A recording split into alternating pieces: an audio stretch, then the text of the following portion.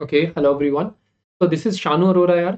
और आज हम बात करने वाले हैं how I crack GS TIFR exam in my first attempt. ठीक है। सो ये बहुत सारे स्टूडेंट्स का डाउट आ रहा है मेरे पास कि सर बताइए आपका टीआईएफआर का एक्सपीरियंस कैसा था एग्जाम में, आपने कैसे परफॉर्म किया था, कैसे प्रिपरेशन किया था और आपने कैसे टीआईएफआर एग्जाम को पहले ही अटेम्प्ट में क्रैक किया था विद बीएससी थर्ड ईयर। ठीक है जी। तो यहाँ पर मैं अगर आपका भी सिमिलर यही डाउट है या फिर how to crack IIT JAM with IIT JAM preparation, I mean how to crack TIFR with IIT JAM preparation, strategy for TIFR और डज पीवाईक्यू सॉल्विंग हेल्प, अगर आपके कुछ ऐसे डाउट हैं तो ये वीडियो आपके लिए है। इस वीडियो में मैं इन सभी रिलेटेड डाउट यहाँ पर डिस्कस कर रहा हूँ और मेरे ओपिनियन और मैंने कैसे एग्जाम को क्रैक किया उसके बारे में यहाँ पर मैं बात कर रहा होगा। तो चलिए शुरू करते हैं वीडियो को। So this is your educator Shanu Arora, MSc IIT Bombay, and I teach I am all India rank 25 IIT JAM, crack TIFR exam, GS, GATE, सीवसेट, PG and many other exams. ठीक है, one of the top educator. तो अगर पहले मैं बताना चाहूंगा video start करने से पहले, अगर आप मैकेनिक्स, ईएमटी या किसी भी सब्जेक्ट का रिवीजन करना चाहते हैं तो do check out the playlist on this channel. बहुत सारी मैंने प्लेलिस्ट बना रखी है और बहुत सारा रिवीजन मैंने यहाँ पर फ्री में यूट्यूब पर करवा रखा है, तो जाके चेकआउट कर लेना। ठीक है। और भी टीआईएफआर पे मेरे पास बहुत सारी वीडियोस हैं, कंप्लीट इन्फॉर्मेशन वीडियो है, हाउ आई क्रैक ये वाली वीडियो है, टीआईएफआर के ऑल सॉल्यूशंस कहाँ मिलेंगे टॉपिक वाइज वो भी उनकी पूरी प्लेलिस्ट है, वीडियो है। ठीक है। टीआईएफआर के पीवाईक्यू कहाँ पर मिलते हैं, सॉल्यूशन कहाँ पर मिलते हैं, उसका भी वीडियो है। तो कुल मिला के आप प्लेलिस्ट चेक कर लेना, सब कुछ आपको वहां पर मिल रहा होगा इससे टीआईएफआर से रिलेटेड। ओके, सो फाइनली हम आते हैं इस सवाल पर, how I crack TIFR exam.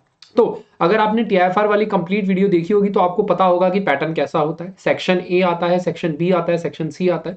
Section A और सेक्शन बी इंटीग्रेटेड पीएचडी के लिए होता है, section A section C PhD students के लिए होता है।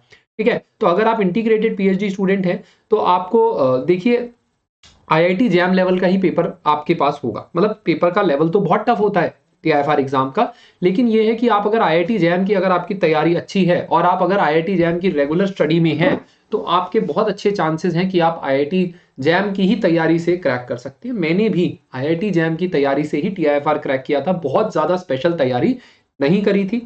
ठीक है। 4 to 5 सब्जेक्ट स्ट्रॉन्ग रखना। देखो हमें पता है यार टीआईएफआर का एग्जाम जो है दिसंबर में आ जाता है। अब दिसंबर में आने की वजह से हमारा आईआईटी जैम की तैयारी बहुत ज्यादा स्ट्रॉन्ग नहीं होती है। ठीक है। तो मेरे मेरे तो 4 सब्जेक्ट ही तैयार थे। आप अगर फिजिक्स की बात कर रहा हूं मैं, 4 से 5 सब्जेक्ट की अगर आप अच्छे से तैयारी कर लेते हैं तो भी टीआईएफआर निकलने का चांस है, जैसा मेरा टीआईएफआर निकला था। ठीक है। 5000 स्टूडेंट्स ने टीआईएफआर का फॉर्म भरा था, केवल 105 स्टूडेंट्स जो थे वो इंटीग्रेटेड पीएचडी के इंटरव्यू के लिए सिलेक्ट हुए थे, आउट ऑफ देम मैं भी एक था। ठीक है। और इंटरव्यू देने गया था। ठीक है। इंटरव्यू में क्या होता है उससे रिलेटेड भी एक वीडियो मैंने चैनल पे डाल रखा है, जाके चेकआउट कर सकते हैं। फिलहाल 4 to 5 सब्जेक्ट्स अपने स्ट्रॉन्ग रखना यार। ठीक है। अब ये स्ट्रॉन्ग रखने का क्या मतलब है कि आपको इसके बारे में काफी अच्छी इंफॉर्मेशन हो, आपने आईआईटी जैम के अच्छे से क्वेश्चन सॉल्व इसमें कर रखे हैं। बात करेंगे sir only solve question you know. अगर आप एग्जाम में पहुंच गए हैं, ठीक है, तो आपने जो 4 से 5 सब्जेक्ट तैयार किए हैं, मान लो अगर 7 सब्जेक्ट तैयार किए हैं तो अच्छी बात है, लेकिन अगर आपने 4 से 5 सब्जेक्ट तैयार किए तो दूसरे क्वेश्चंस को देखना भी मत। ठीक है।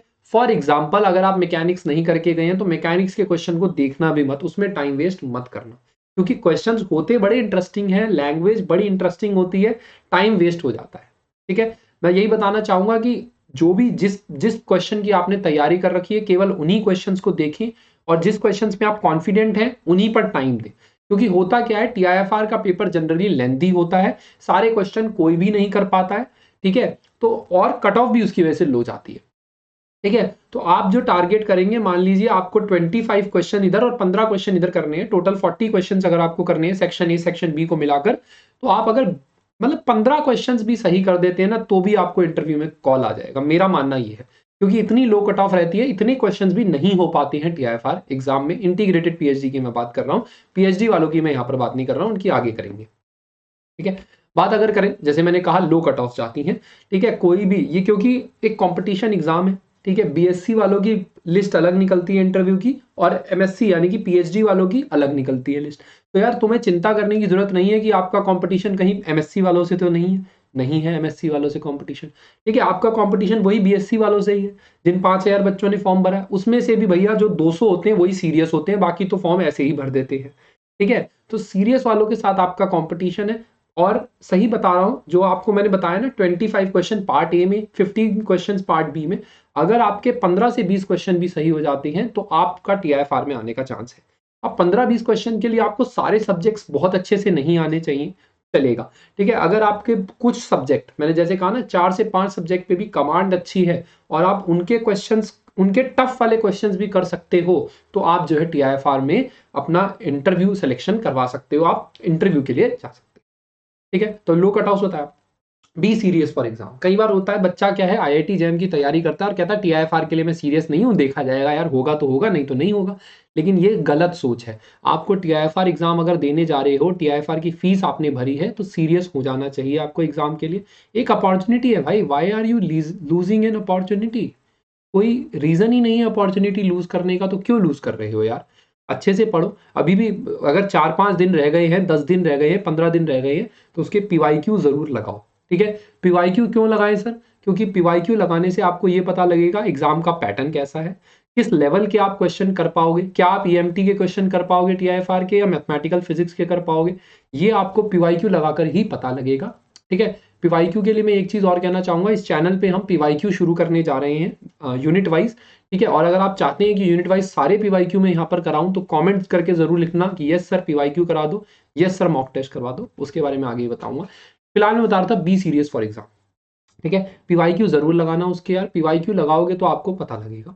कई बार होता है बच्चा हिम्मत छोड़ देता है कि अरे मेरा तो होने नहीं वाला, ऐसा मत करना भाई। टीआईएफआर एग्जाम में किसी का नहीं पता लगता किसका निकल जाएगा, ठीक है। अगर आपके 4 सब्जेक्ट भी स्ट्रांग हैं तो आप कर सकते हो, ठीक है। तो इसीलिए अच्छे से तैयारी करो भाई। और टीआईएफआर जो एक बहुत अच्छा इंस्टीट्यूट है इंटीग्रेटेड पीएचडी के लिए, और आपको वो प्लेटफॉर्म देगा लाइफ में जहां से आगे जाना बहुत आसान होगा आपके लिए, ठीक है। लेंथी पेपर जैसे मैं बता चुका हूँ, बहुत लेंथी पेपर आता है, एक एक क्वेश्चन जो है 15-15 10-10 मिनट का हो जाता है, तो 3 घंटे में भाई सारे क्वेश्चंस करना तो पॉसिबल ही नहीं है। इसीलिए कहा 15 से 20 क्वेश्चन भी अगर आप अच्छे से कर लेते हैं तो आप समझिए आपका सिलेक्शन होने के चांसेस हैं। बाकी तो ये पेपर पे, हर साल पेपर पे डिपेंड करेगा, ठीक है। 5 मार्क्स वाले क्वेश्चंस की बात करते हैं, सेक्शन बी की बात करते हैं, जो कि बोनस होता है, ठीक है। उसमें नेगेटिव मार्किंग होता नहीं है, ठीक है। तो अब मैंने कैसे क्रैक किया था यार, मैंने क्वेश्चन पेपर देना शुरू किया और पार्ट ए को मैंने 2 घंटे में जितना मेरे से सॉल्व हुआ, 10 क्वेश्चन 8 क्वेश्चन मैंने सॉल्व कर लिए, ठीक है। पार्ट ए के भाई इतने ही हुए, 25 में से 8 से 10 क्वेश्चन सॉल्व हुए थे, उस टाइम की बात है, और उतने हो गए थे। फिर मैं पार्ट बी पे आ गया था, अब 1 घंटा था मेरे पास। 5 मार्क्स वालों में नेगेटिव मार्किंग नहीं होती है, ठीक है। पार्ट ए में नेगेटिव मार्किंग होती है, पार्ट बी में नेगेटिव मार्किंग नहीं होती है। तो मैंने क्या किया यार, मैंने सॉल्व करना स्टार्ट किया क्वेश्चंस को, पहले जो मुझे आते थे उसमें से भी 15 में से 2-4 क्वेश्चन हो गए।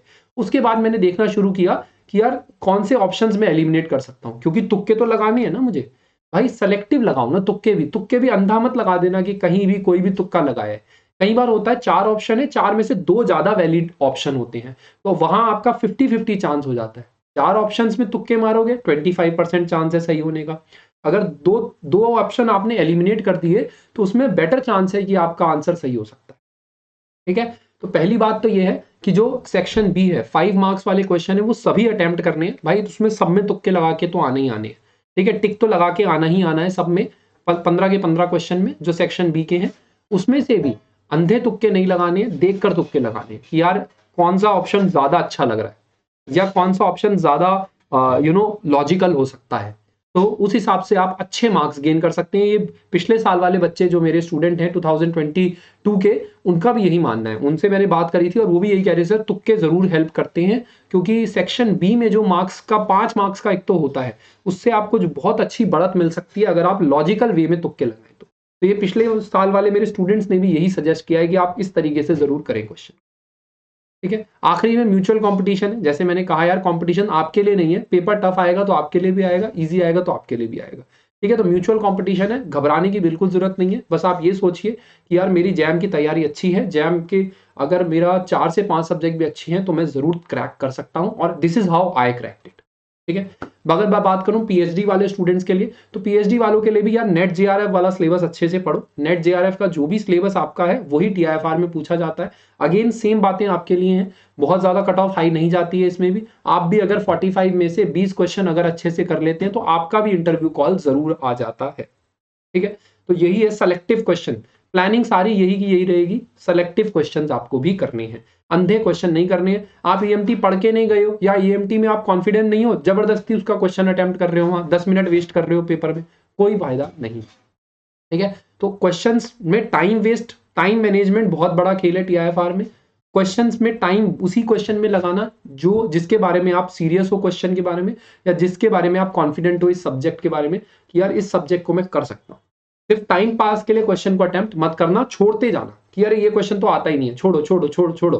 फिर भी अगर आप 10 से 12 क्वेश्चन अच्छे से ऐसे कर लेते हो, 4-5 तुक्के मार लेते हो, जरूर चांस है आपका सिलेक्शन होने का। ठीक है, इंपॉर्टेंट है यार। कमेंट करना अगर आप पीवाईक्यूज चाहते हो कि मैं यहाँ पर पीवाईक्यूज आपको इस चैनल पे कराऊं, तो जरूर मुझे कमेंट करके बताएं। लाइक करें अगर आप चाहते हैं कि मैं मॉक टेस्ट आपका लूं। ठीक है, टीआईएफआर पेपर आ रहा है, अगर आप चाहते हैं कि मैं मॉक टेस्ट लूं तो जरूर लाइक करें वीडियो को, और कमेंट करके भी बताएं कि मॉक टेस्ट जरूर लें। तो मैं इंटरेस्टेड हूँ मॉक टेस्ट लेने में, लेकिन अगर ज्यादा बच्चे होंगे तो। ठीक है, टीआईएफआर की प्लेलिस्ट जरूर चेक कर लेना इस चैनल पे, बिकॉज बहुत सारी इंफॉर्मेशन वहां पर अवेलेबल है। मिलते हैं आपको नेक्स्ट क्लास में। इस चैनल पे बहुत सारी फिजिक्स रिलेटेड बातें, करियर रिलेटेड इन्फॉर्मेशन आपको मिलती रहती है, तो आप होप आप करियर रिलेटेड इन्फॉर्मेशन नहीं मिस करना चाहेंगे। व्हाट्सएप ग्रुप, टेलीग्राम चैनल और सब्सक्राइब कर देंगे चैनल को। मिलते हैं आपको नेक्स्ट क्लास में। सभी लिंक्स जो है यहाँ पर डिस्क्रिप्शन में